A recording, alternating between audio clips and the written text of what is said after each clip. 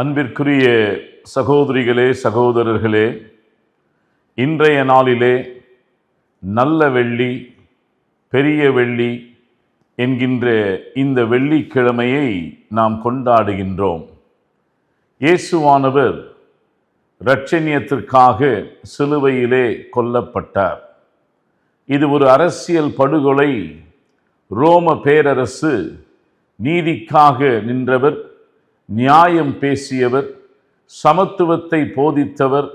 இவருடைய போதனைகளை ஏற்றுக்கொள்ளாமல் இவர் பின் மக்கள் செல்லுகிறார்களே என்ற அச்ச உணர்விலே இவர் சிலுவையிலே அறையப்படுகிறார்.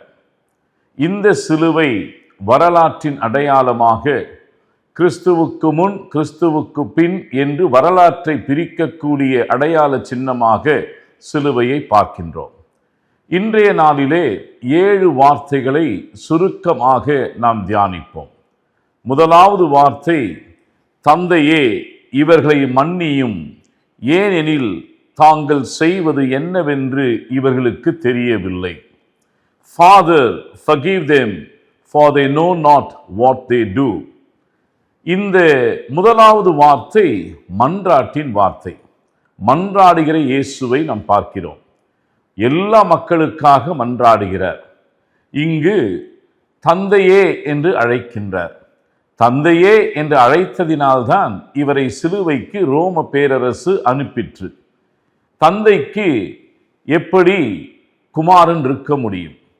குமாரனாகிய கடவுளுக்கு தந்தை எவ்வாறாக இருக்க முடியும் என்கின்ற ஒரு பெரிய விசுவாச கேள்வியை எழுப்பி தந்தையே என்று அழைத்ததற்காக இவர் தேவதூஷணம் சொல்லுகிறார் என்று சொல்லி சிலுவைக்கு கொண்டு செல்லப்பட்டார்.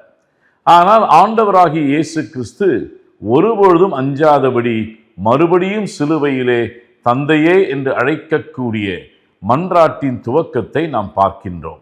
மன்றாடுகிற இயேசு மட்டுமல்ல, இவர் மன்னிக்கிற இயேசு. யார் என்ன குற்றம் செய்தாலும் அவர்களை மன்னிக்கிறவராகவே அவர் சுற்றித் திரிந்தார். 3.5 ஆண்டு கால ஊழியத்திலே அநேகம் பேரை மன்னித்தார். உன் பாவம் உன்னை ரட்சித்தது என்று சொல்லுகிறார். நீ மன்னிக்கப்பட்டாய் என்று சொல்லுகிறார். இவ்வாறாக பல நிலைகளிலே அவர் மன்னிக்கப்பட்டவராகவே அவர் சுற்றித் திரிந்தார், மன்னித்தார். மன்னிப்பை குறித்த ஒரு போதனையை அவர் சொல்லுகின்ற பொழுது 70 தரம் மன்னிக்க வேண்டும் என்று சொல்லுகிறார். மன்னிப்புக்கு அளவே இல்லை என்பதையும் சொல்லுகிறார். பட்சபாதமற்ற ஒரு மன்னிப்பாக இருக்க வேண்டும், அளக்கப்பட முடியாத ஒரு மன்னிப்பாக இருக்க வேண்டும், நிபந்தனையற்ற ஒரு மன்னிப்பாக இருக்க வேண்டும் என்பதை அவர் போதிக்கின்றார். போதித்ததை அவர் சிலுவையிலே சாதிக்கின்றவராகவே அவர் காணப்படுகிறார். எனவே மன்றாடுகின்ற இயேசு மட்டுமல்ல, மன்னிக்கின்ற இயேசு மட்டுமல்ல, மறந்து ஏற்றுக்கொள்ளுகின்ற இயேசு. இவர்கள் இராணுவ வீரர்கள் நிற்கிறார்கள், முற்றிடம் சூட்டினவர்கள் நிற்கிறார்கள், இவரை வாரினால் அடிப்பித்தவர்கள் நிற்கிறார்கள், மக்கள் நிற்கிறார்கள், சிலுவையில் அறையும் என்று கூக்குரலிட்டவர்கள் எல்லாம் நிற்கிறார்கள். எனவே அவர்களை நோக்கி தாங்கள் செய்வது என்னவென்று தெரியாமல் இருக்கிறார்களே என்பதை அவர் சொல்லுகிறார். அவர்கள் தெரிந்தே செய்தார்கள், அவர்கள் புரிந்தே செய்தார்கள். திட்டமிட்ட ஒரு படுகொலைக்கு அங்கு சிலுவையின் கீழ் இருந்த அனைத்து மக்களும் பங்களிப்பை கொடுத்தார்கள். ஆனால் ஆண்டவராகிய இயேசு கிறிஸ்து அன்பு நிறைந்தவராக, மன்னிப்பின் ஆண்டவராக, இவர்கள் செய்ததை மன்னிக்கும்படியாக மன்றாடுகின்ற இயேசுவை பார்க்கிறோம். அவர்கள் தெரிந்தே செய்ததை இவர்கள் செய்வது என்னதென்று அறியாதிருக்கிறார்கள் என்று பேசி அவர்களை மன்னிக்கின்றார். அவர்கள் செய்ததை மறக்கின்றார். அவர்களையும் கடைசியிலே தன் பிள்ளைகளாக ஏற்றுக்கொள்ளக்கூடிய மனப்பக்குவத்தை பெற்றுக்கொள்ளுகின்றார். நம்முடைய வாழ்விலும் கூட நமக்கு கசப்பு, வெறுப்பு, பகைமை, எதிர்ப்பு, துரோகம் எல்லாம் இருந்தாலும் மன்னிக்கின்றவர்களாக நாம் இருக்க வேண்டும். கிளாடிஸ் ஸ்டெயின்ஸ் அவர்கள், கிரஹாம் ஸ்டூவர்ட் ஸ்டெயின்ஸுடைய மனைவி அவர்கள், என் கணவர் கொல்லப்பட்டதை கண்டு நான் அதிர்ச்சியுற்றேன், ஆனால் அந்த தவறை செய்தவர்களை மன்னிக்கிறேன் என்று சொன்னார்கள். எனவே இப்படிப்பட்ட மனப்போங்கு, மனப்பக்குவம் நம் அனைவருக்கும் தேவை. 2வது வார்த்தையாக, நீர் இன்று என்னோடு பேரின்ப வீட்டில் இருப்பீர். Truly I say to you, today you shall be with my Paradise என்று அவர் இரண்டாவது வார்த்தையை சொல்லுகிறார். இந்த இரண்டாவது வார்த்தை, ரெண்டு கள்வர்கள் மேலே இருக்கிறார்கள். ரெண்டு கள்வர்கள் மேலே இருக்கின்ற பொழுது அவர்கள் ஒருவர் ஆண்டவரை நிந்திக்கின்றார், மற்றொருவர் ஆண்டவரை போற்றுகின்றார். இந்த ஒருவர் சொல்லுகின்ற பொழுது நிந்திக்கின்ற கள்வன் சொல்லுகிறான், இவரே ரட்சித்துக் கொள்ளட்டுமே, இவர் கடவுளுடைய குமாரனாயிற்று என்று பேசுகிறார். ஆனால் மற்றொரு கள்வர் சொல்லுகிறார், இல்லை, நாம் நமது அநீதிகளுக்காக, அநியாயங்களுக்காக, பாவங்களுக்காக, மீறுதல்களுக்காக, அக்கிரமங்களுக்காக நாம் தண்டிக்கப்பட்டோம். ஆனால் இவரோ தூயவர், இவர் பரிசுத்தவான், இவரை நாம் ஏளனம் செய்யக்கூடாது என்று மற்றொரு கள்வன் சொல்லி ஆண்டவராகிய இயேசு கிறிஸ்துவை பார்த்து, ஆண்டவரே, உம்முடைய ராஜ்யத்தில் நீர் வரும்பொழுது என்னை நினைத்தருளும் என்று சொல்லுகிறார். ரிமெம்பர் என்கின்ற வார்த்தை. ஆனால் நினைத்தருளும் என்று சொன்ன அந்த கள்வனுக்கு ராஜ்யத்திலே பிரவேசிக்கக்கூடிய இடத்தை கடவுள் கொடுக்கிறார் என்று சொன்னால் அதுதான் அந்த சிலுவையின் அன்பை குறித்து நாம் பார்க்கின்றோம். இயேசுவானவர் யாரையும் புறம்பே தள்ளுவது கிடையாது. மனம் திரும்பி, மனம் வருந்தி, சீர்பொருந்தி, சீர்திருந்தி அவரிடத்தில் வருகின்ற பொழுது அவர் நம்மையும் அவர் அரவணைக்கின்றவராக, அவருடைய பரதீசியிலே இடமளிக்கக்கூடியவராக ஆண்டவர் இருக்கின்றார் என்று சொன்னால் அதுதான் சிலுவை நமக்கு புகட்டுகின்ற ஒரு பாடமாக இருக்கிறது. தாய் நம்மை கைவிட்டு விடலாம், தகப்பன் நம்மை கைவிட்டு விடலாம், உற்றார் உறவினர் உடன்பிறப்புகள் இனஜன பந்துக்கள் இரத்த கலப்பாளர் நம்மை கைவிட்டு விடலாம். கைவிடாத, வார்த்தை மாறாத ஆண்டவர் இயேசு கிறிஸ்து மட்டுமே என்பதை நாம் உணர வேண்டும். எனவே இந்த இடத்திலே ஒரு உறுதிப்பாட்டை, ஒரு அஷூரன்ஸை அந்த கள்வனுக்கு கொடுப்பது மட்டுமல்ல, அகாமடேட், ஏற்றுக்கொள்ளக்கூடிய ஒரு ஆண்டவராக அவர் இருக்கிறார். And he shows his authority that he is the only one who could say, yes, enter into my kingdom. நீங்கள் என்னுடைய அரசுக்குள் பிரவேசிங்கள் சொல்லக்கூடிய அதிகாரத்தையும் பெற்ற ஆண்டவர் என்பதை மறந்து போகக்கூடாது. எத்தனை பேரை நாம் ஏற்றுக்கொள்ளுகிறோம், எத்தனை பேரை நாம் ஒதுக்குகிறோம், எத்தனை பேரை நாம் விளிம்புக்குள் நாம் தள்ளுகிறோம்.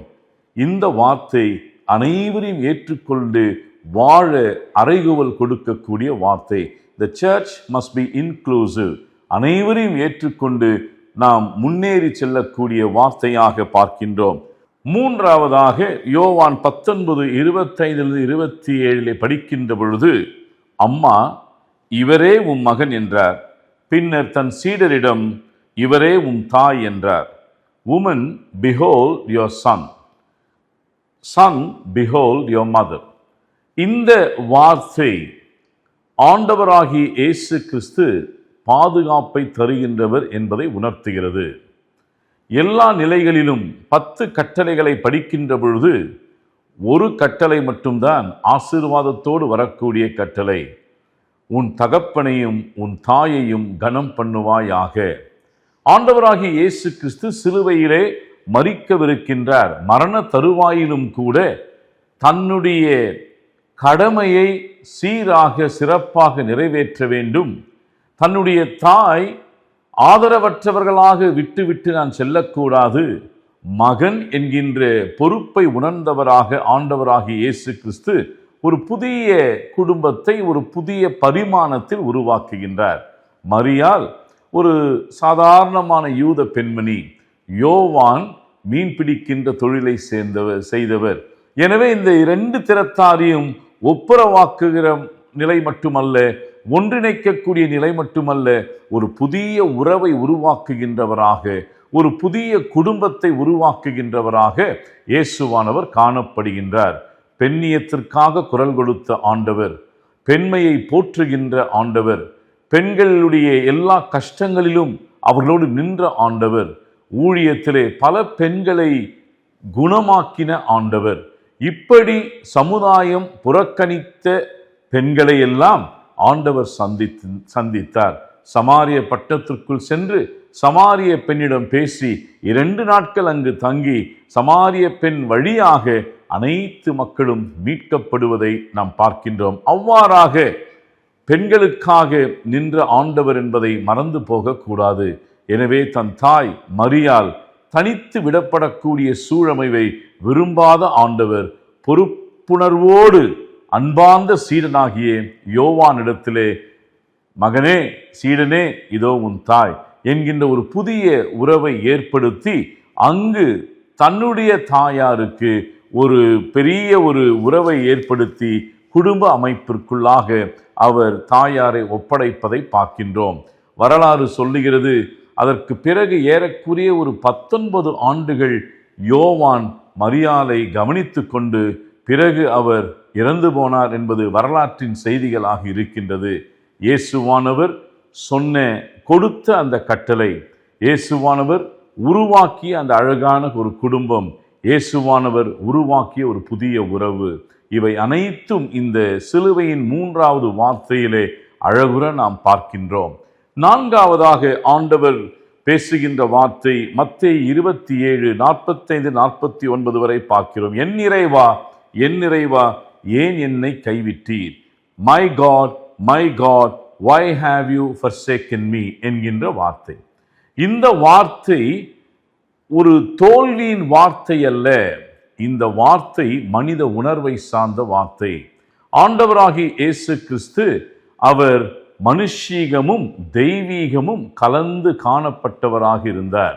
இந்த இடத்திலே பார்க்கின்ற பொழுது இந்த வார்த்தை கைவிடப்பட்ட மக்களுடைய கூக்குரலாக, புறக்கணிக்கப்பட்ட மக்களுடைய கூக்குரலாக இருப்பதை நாம் இந்த வார்த்தையிலே பார்க்கின்றோம். இங்கு கைவிடப்பட்ட ஒரு நிலையை ஆண்டவர் உணர்கிறார். நம்முடைய அனைவருடைய பாவத்தின் அழுத்தம், அந்த அழுத்தமானது ஆண்டவருக்கு பாரமாக மாறிற்று. எனவே அந்த விதமான ஒரு கொடூரமான ஒரு சூழமைவிலே ஆண்டவர் இந்த வார்த்தையை ஏலி ஏலி லாமா சபக்தானி என்ற அரமேய மொழியிலே அவர் பேசுகின்றார். கைவிடப்பட்ட நிலையிலும் அவர் ஆண்டவரிடத்திலே தன்னுடைய விசுவாச பற்றுறுதியின் கேள்வியை முன்னிறுத்துகின்றார். ஒருவேளை இந்த கேள்வி மனுஷீகமாக இருக்கலாம். இந்த இடத்திலே இயேசுவானவருடைய மனுஷீகத்தை காண முடிகிறது. ஆனால் அவர் கைவிடப்பட்ட நிலையிலும் கூட அவரோடு கடவுள் கடைசி வரையிலும் பயணிக்கின்ற ஒரு வரலாற்றை தான் நாம் திருமறையிலே நாம் படிக்கின்றோம். எனவே ஒருவேளை இன்றைக்கு பல மக்கள் கூக்குரலிடுகிறார்கள், ஏன் எங்களை கைவிட்டீர் என்று சொல்லி. ஆனால் இயேசுவானவர் இந்த அனைத்து கூக்குரலுக்கும் பிரதிநிதியாக சிலுவையிலே கடவுளை நோக்கி நம்முடைய குரலோடு அவருடைய குரலை சேர்த்து ஏன் என்னை கைவிட்டீர் என்று கேட்கக்கூடிய ஒரு கேள்வியாக நாம் இதை பார்க்கின்றோம். 5வதாக தாகமாய் இருக்கிறது. ஐ தர்ஸ்ட். யோவான் 19:28-29 படிக்கின்றோம். தாகமாய் இருக்கிறது. இந்த வார்த்தை சிறிய வார்த்தையாக இருந்தாலும் ஒரு பெரிய ஒரு பொருளை உள்ளடக்கிய ஒரு வார்த்தை. உலகத்திற்கே உயிரோட்டமுள்ள தண்ணீரை கொடுத்த படைப்பாளராகிய கடவுள், குமாரனாகிய கடவுள் சொல்லுகிறார், ஒருவர் சோர்வுற்றிருந்தால் என்னிடம் வாருங்கள் என்று சொல்லுகிறார். இப்படி இளைப்பாற செய்யக்கூடிய கடவுள். நாம் ஒருவேளை 1 கிலோமீட்டர் 2 கிலோமீட்டர் நடந்து வந்தால் நமக்கு தாகம் அதிகரிக்கும். ஆனால் இந்த பெரிய வியாழன் துவங்கி இரவு நேரம் துவங்கி விசாரணை, பலவிதமான சிற்சைகள், பலவிதமான அடிகள், வலிகள், இவற்றின் மத்தியிலே சிலுவையிலே ஆண்டவர் இருக்கின்ற பொழுது தாகம் ஏற்படுகிறது. எனவே இந்த தாகம் அவருடைய சரீர பிரகாரமான தாகமாக இருந்தாலும் இதிலே ஆன்மீக தாகத்தையும் நாம் உணர்கின்றோம். This could be a physical thirst for Jesus and this also could be a spiritual thirst. இந்த தாகம் ஒருவேளை அவருக்கு வந்ததுடைய நோக்கம் என்னவென்று சொன்னால், ஜீவ தண்ணீராகிய நான், நீங்கள் தண்ணீர் கேட்பீர் என்று சொன்னால் I will give you the living water என்று சமாரிய ஸ்திரீயிடம் கேட்கிறார். தாகத்துக்கு தாய் என்று கேட்கிறார். இப்படி இந்த சம்பாஷணையில் எல்லாம் வாட்டர், தண்ணீர் என்பது வாழ்வை குறிக்கக்கூடிய ஒன்று. இந்த வாழ்வு கடவுளால் கொடுக்கப்படக்கூடிய ஒன்று. இந்த வாழ்வு சாதாரணமான வாழ்வு அல்ல, நிறைவான ஒரு வாழ்வை கொடுக்கக்கூடியவர். இந்த தண்ணீர் நமக்கு போதிக்கக்கூடிய காரியம் அதுதான். இங்கு வாழ்வு மறுக்கப்படுகின்ற பொழுதெல்லாம், வாழ்வு மறைக்கப்படுகின்ற பொழுதெல்லாம் இயேசுவானவர் தாகப்படுகின்றார். அந்த வாழ்வை நிறைவாக கொடுக்க வேண்டும் என்று அவர் ஆசைப்படுகின்றார். இந்த இடத்திலேயே ஐ தர்ஸ்ட், நான் தாகமாய் இருக்கிறேன் என்று சொல்லுகின்ற பொழுது அவருக்கு தண்ணீர் கொடுக்கவில்லை, அவருக்கு காடி கலந்த ஒரு பானத்தை அவர்களுக்கு கொடுக்கிறார்கள். இன்றைக்கும் மக்கள் நம்மை நோக்கி, திருச்சபையை நோக்கி குரல் எழுப்புகின்ற பொழுதெல்லாம் திருச்சபை எவ்வாறு அவர்களுக்கு மறுமொழி செய்கிறது? தண்ணீருக்கு பதில் காடியை கொடுக்கிறோமா? How do church respond to the cry and the call of people saying, look at us, we thirst, we thirst. நாங்கள் தாகமாயிருக்கிறோம், நாங்கள் தாகமாயிருக்கிறோம் என்ற கூக்குரலுக்கு திருச்சபை எப்படி மறுமொழி செய்கிறது? தண்ணீருக்கு பதில் நாம் காடியை கொடுக்கிறோமா? பசியுற்ற மக்களுக்கு அப்பத்திற்கு பதில் கல்லை கொடுக்கிறோமா? இதை நாம் சற்று சிந்தித்து பார்க்க வேண்டும். எனவே இந்த திருச்சபையின் தாகம் ஒட்டுமொத்தமாக சிலுவையின் பிரதிநிதியாக தொங்குகின்ற இயேசுவானவர் அதைதான் அங்கு உணர்த்துகின்றார். சமாரிய பட்டணத்திலே தாகத்துக்கு தா என்று கேட்ட ஆண்டவர் தண்ணீரே அருந்தவில்லை, மாறாக அங்கு இருக்கக்கூடிய சமாரிய மக்களுக்கு இரட்சண்யத்தை வழங்குகின்ற ஆண்டவராக இருந்தார். எனவேதான் நான் சொன்னேன், இந்த தாகம் அவருக்கு ஆன்மீக தாகம், ஸ்பிரிச்சுவல் தர்ஸ்ட் என்பதையும் நாம் உணர்ந்து இதை புரிந்து கொள்ள வேண்டும். ஆறாவது வார்த்தையாக எல்லாம் நிறைவேறிற்று, இட் இஸ் ஃபினிஷ்ட். யோவான் 19:30 வாக்கியம். இந்த வாக்கியம் it is a voice of accomplishment, it is a voice of victory, வெற்றியின் வார்த்தை. ஏனென்றால் பல நேரங்களிலே unfinished agenda, unfinished conversation, unfinished work, இல்லை இதெல்லாம் நம்ம பார்க்குறோம். முடிவில்லாத, இதை முடிக்கல, அதை முடிக்கல, இதை நான் செய்யலை என்ற ஒரு சூழமைக்குள் வாழ்ந்து கொண்டிருக்கின்ற கலாச்சாரத்திலே இந்த வார்த்தை நமக்கு சவால் தரக்கூடிய வார்த்தை. இந்த வார்த்தை அவர் சொல்லுகின்ற பொழுது ஐ எம் ஃபினிஷ்ட் என்று சொல்லவில்லை, நான் முடிந்து போனேன் என்று சொல்லவில்லை, இட் இஸ் ஃபினிஷ்ட் என்று சொல்லுகிறார். எனவே இந்த பகுதியிலே பார்க்கின்ற பொழுது the work of God is finished, the will of God is finished, the words of God is finished. இந்த காரியங்களிலே நாம் பார்க்கின்ற பொழுது ஆண்டவருடைய திருப்பணிகள் முடிந்தது, ஆண்டவருடைய வேலை முடிந்தது, ஆண்டவருடைய வார்த்தை முடிந்தது, ஆண்டவருடைய சித்தம் நிறைவேறிற்று என்று நாம் தெளிவாக பார்க்கின்றோம். எல்லாம் நிறைவேறிற்று என்று சொன்னால் it is all accomplished, it is all finished, no pending work. எந்த விதமான ஒரு நிலுவையிலும் என்னுடைய பணியை நான் வைத்து செல்லவில்லை.